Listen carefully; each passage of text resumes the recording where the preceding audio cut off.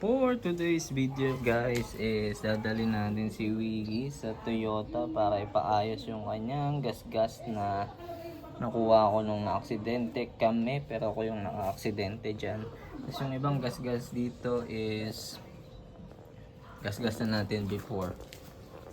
So last time noong June 6 nabangga si Wiggy natin at sa likod ng motor.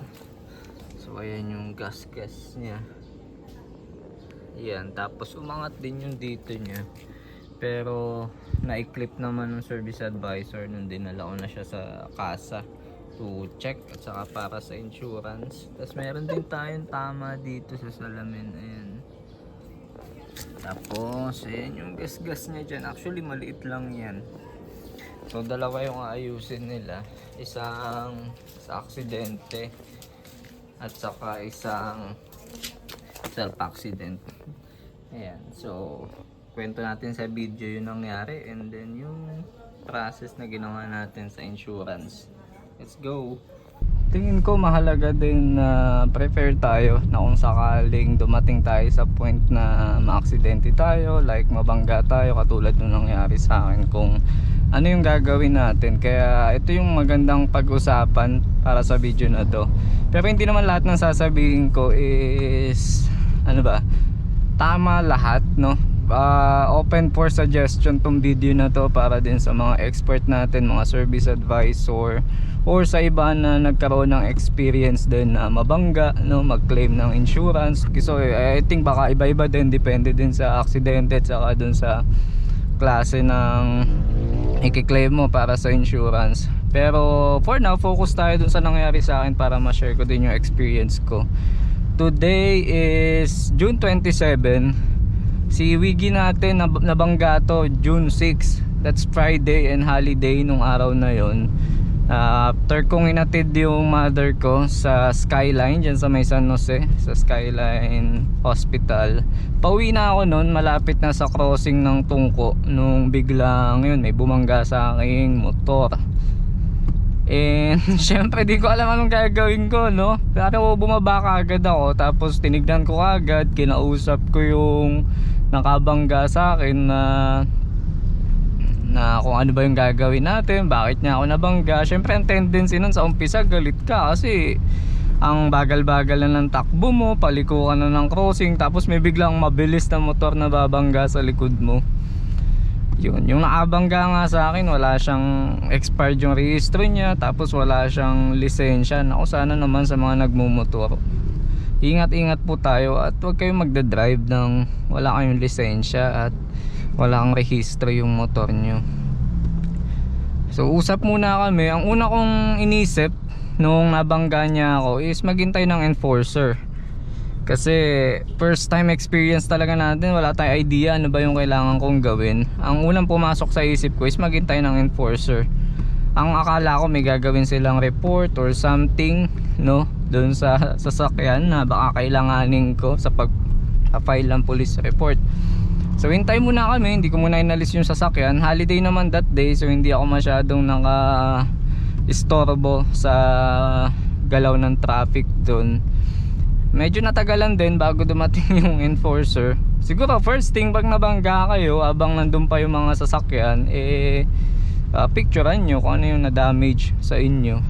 Good thing, I mean hindi naman good thing, pero buti na lang kahit papano, hindi naman ganun kalala yung bangga sa atin. Yung likod natin yung nabangga, yung side na side, no, yung left side natin. At medyo mangat yung clip niya, yung sa play ring niya. Tapos ayun nga, gas-gas yung ilalim natin, napakita ko naman sa video. And tinanggal niya kasi kaagad yung motor niya pagkabangga niya And yun, so yun yung nangyari, no. So nung dumating na enforcer, ayun, sinabi namin kung anong nangyari. Aminado naman yung nakabangga sa akin na nabangga niya ako.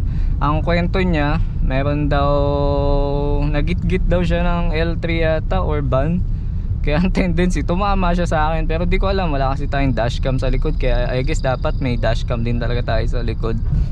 Lakas kasi nung bangga niya, nandito naman kami sa mabagal na lane. Tapos basta siguro nakanguso siya, mabilis yung takbo niya, ayun, nabangga niya yung sasakyan natin. So after nun, so nangingi kami ng advice dun sa nangingi ako ng advice dun sa enforcer kung anong gagawin. Ang para kasing sinasabi nila, ano ba yung term nila dun, na magkasundo na kaagad. Parang yun yung gusto nilang mangyari eh. Magkasundo na kaagad kung magkano hihingin ko, magkano dapat bayaran niya. Syempre wala tayong idea kung magkano dapat niyang bayadan, di ba? Dahil hindi naman, wala nga tayong experience sa ganyan, sa pagki-claim ng insurance. Lalo na insurance, mayroon siyang participation fee. Kahit covered ka, may babayaran ka pa din kahit pa paano. Kaya maganda na knowledgeable din tayo kapag dumating tayo dun sa point na yun. Ayun, tas parang sinasabi pa nga ng enforcer dun na kung tatanggapin niya ng insurance. Sa isip-isip ko, bakit naman di yan tatanggapin ng insurance? Ang insured naman dun sa sasakyan natin, kahit ba gas-gas lang yan, di ganun kalaking damage, bakit hindi siya tatanggapin ng insurance? Ang assumption ko, tatanggapin niya ng insurance kahit anong damage pa yan, as long as insured siya, no? So ang sabi ko papagawa na lang ako police report, dahil nung nagbabasa-basa ako sa mga Facebook page before, kapag ka magki-claim nga ng insurance at na-aksidente ka, nabangga ka, kailangan mo ng police report. Sabi ko dun sa nakabangga sa akin, samahan niya ako dahil na-istorbo niya na ako papasok daw siya ng work nun baka inaantok pa siya mag-drive. Wala, kailangan niya akong samahan dahil ako din na-istorbo, pauwi na sana ako that time tsaka may lakad pa sana kami.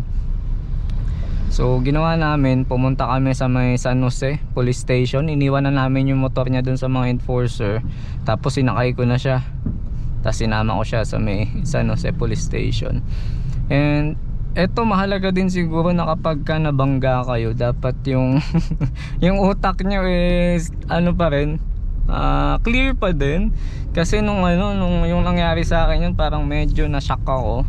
Parang medyo sabaw na ako nung papunta kami sa police station. Medyo iba na yung ang dami siguro tumatakbo sa isip ko kasi na-istorbo ko, hindi mo naman ina-expect na holiday, ang dami mong plano that day, tapos bigla ka nabangga, parang nasira yung araw mo.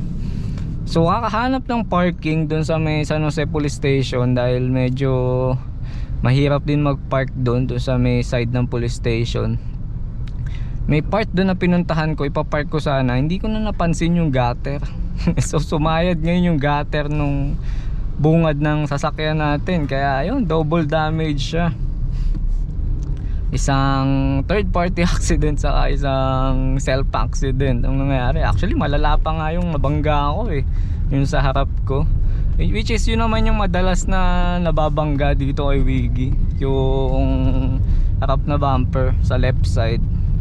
So lalo ko tuloy ng lumo, kasi nabangga ka lang naibangga mo pa yung sasakyan mo, naigasgas mo pa, di lalong nakapanlumo. So punta kami ng police station, nagre-request ako ng police report. Pero pagdating doon, bago sila gumawa ng police report, ang kailangan nila is kasunduan. So bago kayo pumunta sa police report, pagawa na muna kayo ng kasunduan sa notary office, ang binayad namin doon is 800. I think mahalaga yon, na may pinangahawakan kayong kasunduan na ganito yung babayadan nung nakabangga sa'yo at kung hanggang kailan niya babayadan. Medyo tricky siya kasi wala kang idea nga kung magkano yung kailangan niyang bayadan. Ang napag-usapan namin doon is yung participation fee, wala akong idea kung magkano ang participation fee. Kala ko 3,000. Ang nababasa ko dati parang 3,000 per panel, which is later discuss natin kung paano talaga. So ang sabi ko na lang 6K yung babayadan niya, yun yung maximum na babayadan niya, 6,000 para sa participation fee, dahil ipapasok ko talaga siya sa insurance. Wala akong plano na ipagawa to sa labas kasi I think mas better sa kasa para ma-check din nila kung may ibang na damage or whatever. Saka syempre insured to bakit mo papagawa sa labas, diba? Pasok natin sa insurance. So yun, nagkasundo kami kung yung hanggang magkano yung hihingin ko. Kung di naman umabot ng 6,000, yun lang syempre yung hihingin ko. And then kung hanggang kailan siya dapat magbayad. Medyo hindi naman ganun kaluwag yung nakabangga sa atin, kaya pinagbigyan na natin na sana at least before katapusan ng June maibigay niya kahit 2 gives, no, yung bayad na ihingin ko. So that time ang napag-usapan lang 6,000 maximum, hindi pa yun yung definite price. Syempre sabi ko kailangan ko muna ipa-assess sa kasa talaga kung magkano ba talaga yung babayadan niya. So sa notaryo gumastos na ako ng 800 para dun sa kasunduan, and doon din, no, pinaliwanag din naman nung attorney doon na kung hindi nga makapag-comply sa pagbabayad yung nakabangga, pwede siyang makasuhan. Nakalimutan ko yung specific na case na sinabi niya pero something related to damage to property. Ayun, maganda na may ganung usapan, hindi yung verbal lang, no, may pinangahawakan kayo para may sure ka na kung sakaling takbuhan ka nung nakabangga sa'yo, may hawak kang legal document na katulad nun. So after naming magpagawa ng ganun, ng kasunduan, bumalik kami dun sa police station para yun, mag-file na nga ng police report. And yun, medyo nag-intay din kami dun, no, kasi may mga ginagawa pa dun. Siguro mga 1 hour din kami dun sa police station sa pag-iintay ng police report. And then after that, yun, okay na, uwi na kami, na medyo lumong-lumo ako. So dapat ayun, kung may magdadrive na iba sa inyo after nyo mabangga, siguro better sila na lang, kasi iba na nga yung nyo, iba na yung, baka mag-iba yung takbo ng utak nyo, hindi siya ganun ka-focus, no, dahil yung ganung insidente medyo surprising kasi yun, di ba? Hindi mo naman na-expect yun. And there it goes. So yun, holiday nung araw na yun, so hindi ko siya madadala sa kasa. So pinalipas ko na yung Sabado at Linggo, and then Monday, I think that's June 9, no? June 9, yun, dinala ko na siya dito sa Toyota Marilao. Dito ko siya pina-assess na yun nga, na sinabi ko naman kung ano yung totoong nangyari, na nabangga ako, naibangga ako din yung sasakyan on the same day. So ang requirement niya is police report para dun sa pagkakabangga sa akin, and then incident report para dun naman sa self accident ko. So kung alin man dun sa dalawa na yun yung nangyari sa inyo, pwede nyo yung pagka may nakabangga sa inyo, police report. Pagka naman kayo yung nakabangga, nakagasgas ng sasakyan nyo, that's incident report, no. 150 lang naman yun, yung incident report. Kwento nyo lang doon kung paano nyo nabangga yung sasakyan nyo, ano nangyari, ganyan ganyan yun. So pumunta pa ulit ako sa notary office para ihabol yun, para pagka nag-request sa insurance, sabay nang magagawa tong harap at saka yung likod ko. And diniscuss naman ng service advisor na ang participation fee is per accident, no. Hindi naman niya sinabing per panel, per accident, no. So dahil dalawa yung accident ko, ay yung nangyari sa akin, dalawa yung participation fee na babayaran ko. And sa Wigo is 2,000 per accident ang participation fee. Kaya ayun, hindi mo naman yung kagad babayadan, no. Babayadan mo yun kapag yung tapos na yata siyang gawin. So katulad nito, dadaling ko na siya ngayon dahil naka-receive na ako ng text from Toyota nung Monday pa yata na pwede ko na nga siyang dalhin. And yun, magkano yung hiningi ko dun sa nakabangga sa akin? Ang hiningi ko na lang sa kanya is 3,000, no. Dahil isa lang naman yung yung accident na actually kung 2,000 parang domino effect yun, no. Kung di niya ako na aksidente, hindi ko din sana mababangga. Pero since kasalanan natin yung pangalawang aksidente, yung isa lang ang hiningi ko sa kanya na kailangan niyang bayaran. So 2,000 participation fee, and then yung istorbo ko at saka yung notaryo siningil ko na din. So ang hiningi ko sa kanya is 3,000. Hindi na din kasi ako nakapasok that day, so kailangan kong mag-leave. So I think naman, okay naman na yung 3,000, no, kasi tayo din naman yung naistorbo. So yun, okay na yun. And then ang usapan namin is 2 gives. So una 1,500, tapos ngayon hinihintay ko yung kasunod na bayad. Sabi ko naman kahit hanggang katapusan okay lang, basta sana mabayadan before katapusan. Ayan, so dadali natin siya ngayon. So istorbo na naman to, another day na istorbo to para sa akin, no, na sana mas na-spend natin sa mas meaningful na bagay. Pero okay lang, madating talaga tayo sa mga ganitong point. And inagahan ko dahil first come first serve daw doon. Hindi ko din sure kung ilang oras to gagawin, iiwan ko ba to or whatever. Hindi nila in-explain sa akin sa text kung ano mangyayari eh. So inagahan ko na lang dahil most of the time ang daming tao lagi dun sa Casas, dyan sa may Toyota Marilao. Saka ito naman yung malapit sa akin, kaya okay lang kung kailangan iwanan, di magko-commute na lang ako pa uwi. Isang sakay lang naman papunta sa amin. Ay, dalawa pala. So kwento natin kung ano yung mangyayari later, no? And para aware din kayo. And then kung may mga suggestion kayo, anything na tingin nyo mali sa mga nasabi ko, feel free to comment that sa section natin, sa comment section. And then pwede natin itong gawa ng part 2 para may consolidate ko yung mga feedback nyo, mga isi-share nyo din, no? Para sa iba, makatulong tayo sa mga katulad nating nagmamaneho na beginner, na kung dumating sila sa point na nangyari sa kanila yun, alam nila yung gagawin.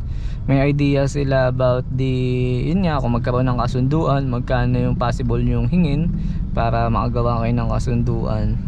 And then yung possible na gastos na pwede nyong ma-encounter.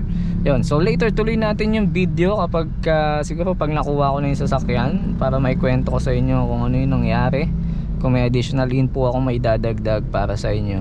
Alright, so later ulit. Babay muna ang traffic. And ayun guys, nakauwi na ako and dito ko na lang to i-video sa bahay. Ito na lang yung dala ko pa uwi. Yung papel na to. At yung sasakyan natin is naiwan. Kala ko kaya siya ng isang araw, hindi pala. Sa ganong repair pala talagang matagal. So ang binigay sa aking timeline ni service advisor is 2 weeks. Yun ang estimate, no? Well, nung nandun ako, nabigla ako eh. Kasi hindi ko na-expect na tatagal siya ng ganon, di ba?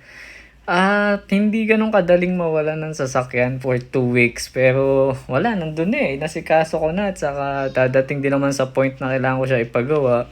So, ayun. Iniwan na natin dun si Wiggy. Sabi niya mga second week of July daw siya magagawa. And ang gagawin pala sa kanya is kung ito yung sasakyan, eto, papalitan niyang, hindi siya papalitan, i-repair lang siya.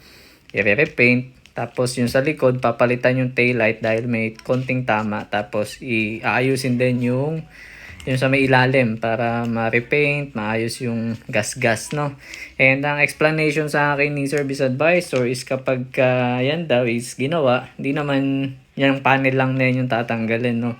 So buo daw yan tinatanggal, pati dito sa likod.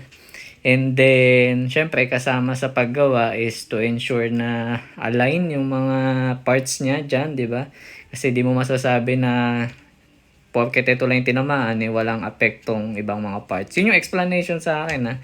So, kasama sa gagawin nila na to check yung alignment ng mga parts kung okay bago nila i-release yan. And ganun din dito sa likod, ganun din yung gagawin nila. And then, yung bayad is kapag na-release na yung sasakyan. So, maghintay na lang ako ng update. Nagbigay naman ng Viber number sa akin si sir. Doon niya na lang daw ako i-update. If ever mapaga or if ever tumagal siguro. Ayun, so yun may update natin din. Siguro i-publish ko itong video kapag katapos na itong buong insurance claim process na to, para isang video na lang at di na kayo maghanap-hanap pa. Update ko kayo sa next na mangyayari.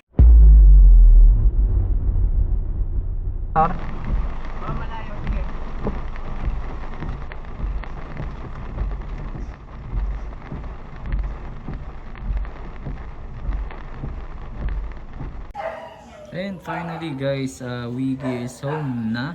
Hindi ko na na-video yung process, pero today is July 9. Ngayon lang siya na-release, no? Nung dinala natin siya sa casa is June 27. So eto na, yung dating may gas-gas, ayan, nagawa na siya, naayos na siya. Pati yung dati kong nagasgas dito sa part na to, nagawa na. Ito yung na-damage natin yung nabangga ako.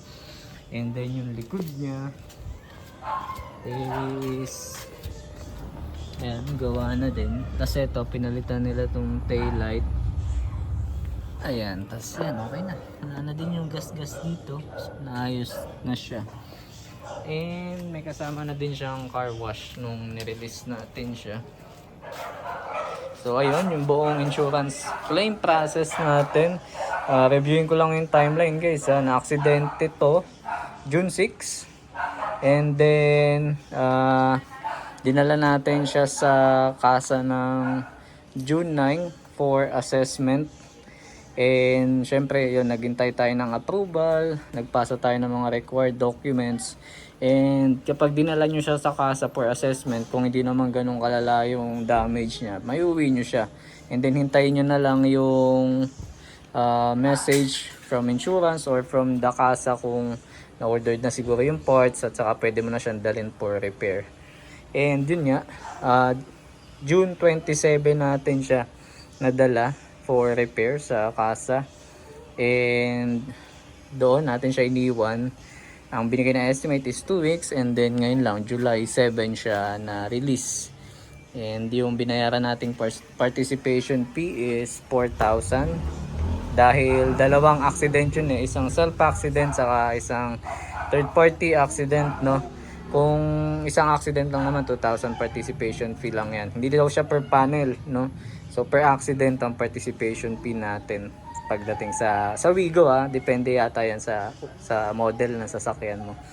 So siguro isa ding bagay kapag na-aksidente ka ng ibang tao, nabangga ka ng ibang tao, consider mo din yung ilang araw mawawala yung sasakyan sa'yo, no? Baka kailangan mo i-consider yun sa sisingilin mo sa kausap mo, no? Maganda na aware tayo sa mga ganong mangyayari kapag kasi nag-claim ka ng insurance, pinasok mo siya sa insurance, maghintay ka talaga ng matagal, no? Mawawala yung sasakyan. So kung dumating ka sa point na yon, explain mo din sa naka-aksidente sa'yo na ano ba yan, mawawala yung sasakyan ko ng 2 weeks. So kailangan may kahit pa paano, 'di ba? May ano 'yon, dapat.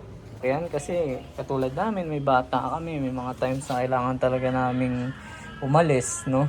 Ang hirap mag-commute lalo na dito sa lugar namin.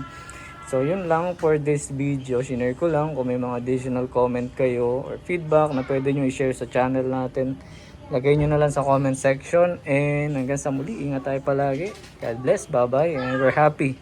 Dito na ulit si Wigo. Let's go.